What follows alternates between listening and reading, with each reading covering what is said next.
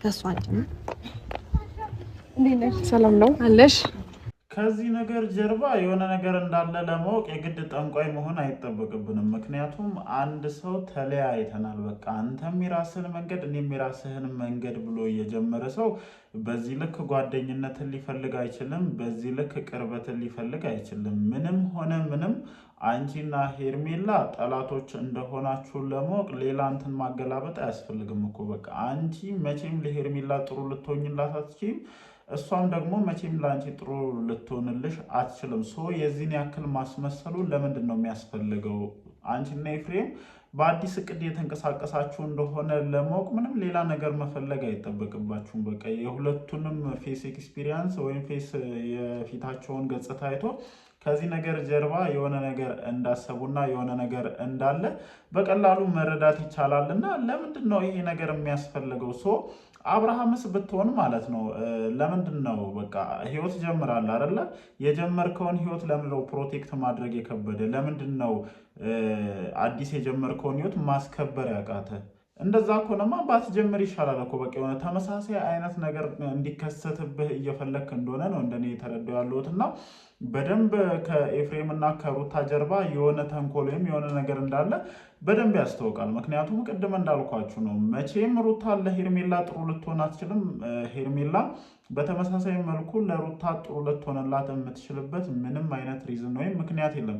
ከዛ ውጭ እነዚህ ሰዎች ተለያይተው የማይለያዩ ሰዎች ናቸው ላሉ በተደጋጋሚ ብዙ ጊዜ ማለት ነው። እና ይሄ ነው በቃ ተለያይተው አይለያዩም የምላቸው። አሁን ልብ ብላችሁ ከተመለከታችሁ ሩታ በምትለቀው ቻናል ላይ የሩታ ቻናል ላይ በሚለቀቅ ቪዲዮ መግቢያውን የሰራው ማን ነው? አብርሃም። ዋይ ለምን እንዴ? በጣም ብዙ ጥያቄ ሊያስነሱ የሚችሉ ነገሮች አሉ እኮ እግዚአብሔርን። እና እነዚህ ልጆች እንዴት ነው የመለየት ሀሳብ የላቸውም? ምን ያው ዝም ብዬ ሳያቸው አብርሃምም ሙሉ ለሙሉ ሩታን ከህይወቷ አስወጥቶ መቀጠል እንደሚከብደው ነው እየተረዱ ያሉት ማለት ነው። ይሄ ነገር ለማን ይከብዳል ካላችሁኝ ለሄርሜላ በጣም ነው የሚከብዳት፣ በጣም ማለት ነው። እኔ ግዴታ በቃ የአብርሽን ስሜት ለመጠበቅ ምናምን ስትል እንጂ ሩታን ማግኘት እንደማያስደስታት የሄርሜላን የዛሬውን የፌስ ኤክስፕሬሽን አይቶ በጣም በቀላሉ መረዳት ይቻላል። እና አንተስ ቢሆን በቃ ወዳት አፍቅራት ነው አይደለ? ተንበርክከ ይህንን ሁሉ ሰው የሚልህን ነገር ከቤተሰብ ከምን እንደዚህ ተጋፍጠ ቀለበት ያሰርክላት። ስለዚህ የጀመርከውን ህይወት አክብር። ይሄ ነገር ለዚች ልጅ ምቾት አይሰጣትም። የአንተን ሴፍቲ ይጠብቃሉ ወይም ብላ ነው እንደዚህ አይነት ነገር ውስጥ እየገባች ያለችው ማለት ነው። ሩታ ደግሞ በቀላሉ ልትተው አትፈልግም፣ አትችልም። በቃ ይህንን ደግሞ በተደጋጋሚ ያሳይታለች። ያለ ጥፋቷ መታ ይቅርታ እየጠየቀች ከአንተ ጋር መሆን እንደምትፈልግ እያሳየችን ብሶ እኔ አሁን ላይ ሳስብ ማለት ነው ጋይስ የምሬን ነው የምላችሁ አብርሃምም ቢሆን ሩታን በቀላሉ መተው የሚፈልግ አይመስለኝም። በቃ የሆነ ነገር እንደያዘው ምናምን ነው እየተረዱ ያሉት ማለት ነው። ብቻ የሆነ ነገር ጎትቶት ወደ ሄርሜላ ወስዱታል ብዬ ነው እንዳስብ እያደረገኛሉ። ምክንያቱም እኔ ከቆረጥኩ ማለት ነው ቆረጥኩ ነው አይደለ? አንድ ሰው ቆርጫለሁ በቃ ከዚህ ሰው ጋር መሆን አልፈልግም ያለ ሰው ያንን ሰው እኮ በተደጋጋሚ የሄደ ሰበብ አስባብ የተፈለገ ዛሬ ኤፍሬምን ባለፈው ማነው ወንድሟ ናኦል ነው ማነው እሱን ከዛ ደግሞ እንትናን እከሌን ሰላም እንፍጠር እያሉ ማለት ነው ዴይ ቱ ዴይ የመገናኘት አባዜ ነው እንትን እያሉ ያሉት ማለት ነው። ሄርሜላ ይሄ ነገር ምን ያክል ምቾት ይሰጥሻል ነው እኔ ትልቁ ጥያቄ። በዛ ላይ ደግሞ ከደስታ ጋር ያለውን ነገር ሙሉ በሙሉ አቋርጣለች። ከዚህ ነገር ጀርባ በጣም ብዙ ነገር አለ ማለት ነው። እና ቀን ቪዲዮ ሰርቼላችሁ ነበረ። ጋሽዬ ቃል ገብቶላታል። በቃ ወደ አዲስ አበባ መጥተው በአብርሃም እና በእሷ መሀል የተፈጠረውን ችግር እንደሚፈቱ፣ አብርሃም ተመልሶ ወደ ቤት እንደሚገባ፣ እሷ ግን ከአብርሃም ጋር ያላትን ኮሚኒኬሽን ወይም ከአብርሃም ጋር ያላትን ግንኙነት እንድታስተካክል ማለት ነው እንድታስተካክል። ምክንያቱም ከዚህ በፊት እየተለመነች ያው የሴትነት ድርቅናዋና ተበደልኩኝ የሚለው መንፈስ መበደሏን ሁላችንም ልንክድ አንችልም። ያው ተበድያለሁኝ የሚለው መንፈስ አብርሃም ሙሉ በሙሉ እንዳሳጣት ስለምታውቅ አሁን ላይ ነገሮችን እያስተካከለች ጋሽዬ መጥቶ ችግሮቹን እስኪፈቱ ድረስ ለመጠበቅ የወሰነች ይመስለኛል። አይሚን አላቅም፣ ግን ከኤፍሬም ጋር የታቀደ የሆነ ነገር እንዳለ ግልጽ ነው።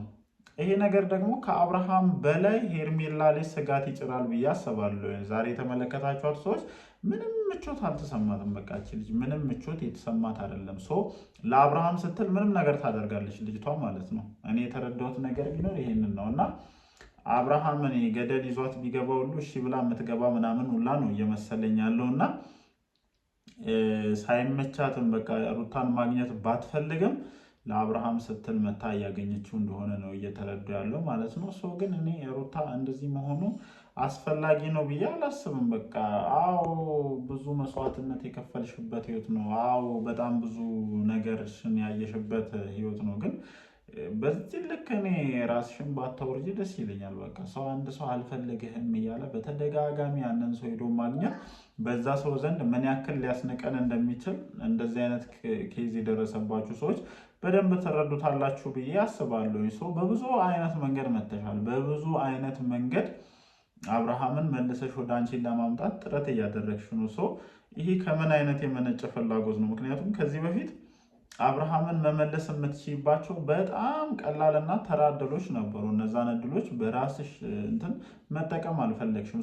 ያዛኔ ማንም ሊጫንሽ አልፈለገም። ምክንያቱም ለእያንዳንዱ ነገር ጥፋተኛ አድርገን የምንመለከተው አብርሃምን ስለነበረ የዛን ጊዜ ተበዳይነሽ ብለን ስላሰብን አለመቀበልሽ ብዙ አልገረምንም። ግን አሁን ምን ተገኝቶ ነው? የዚህን ያክል በቃ በጣም ጥረት እያደረግሽ እንደሆነ እየተረዳሁኝ ስለሆነ ነው። ምክንያቱም እንዳልኳችሁ ነው። አብርሃምን ለማግኘት በጣም ብዙ ሰበቦችን እየፈለገች ነው ወደ አብርሃም የምትመጣው እና ለምን በተለይ ደግሞ ከሰሞኑ ከኤፍሬም ጋር ያላቸው እንትን በጣም ብዙ ጥያቄ የሚያስነሳ ነው። ብዙ ሰውም አመጣጣችሁን እንዳልወደደው እየተሰጡ ካሉ የኮመንት ሴክሽን አስቴቶች ለመረዳት ችያለሁኝ። ከዚህ ነገር ጀርባ የሆነ ነገር አለ፣ የሆነ ነገር አቅደው ነው እንደዚህ።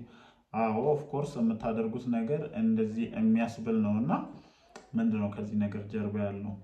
ቀን አሁን የሰማሁትን ነገር ነግሬያቸዋለሁ። ጋሽዬ ቃል ገብቶላታል በየትኛውም አይነት አጋጣሚ አብርሃም ከሄርሜላ ጋር የጀመረውን ነገር እንደማይደግፉ።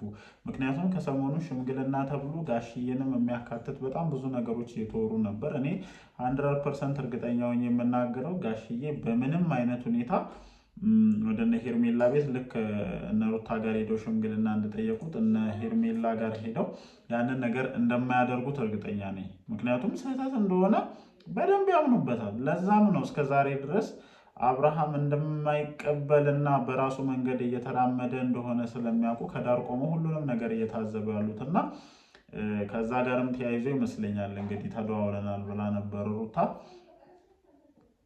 ቃል ገብተውላታል በየትኛውም አይነት መንገድ የአብርሃምን እና የሄርሜላን ግንኙነት እንደማይደግፉ።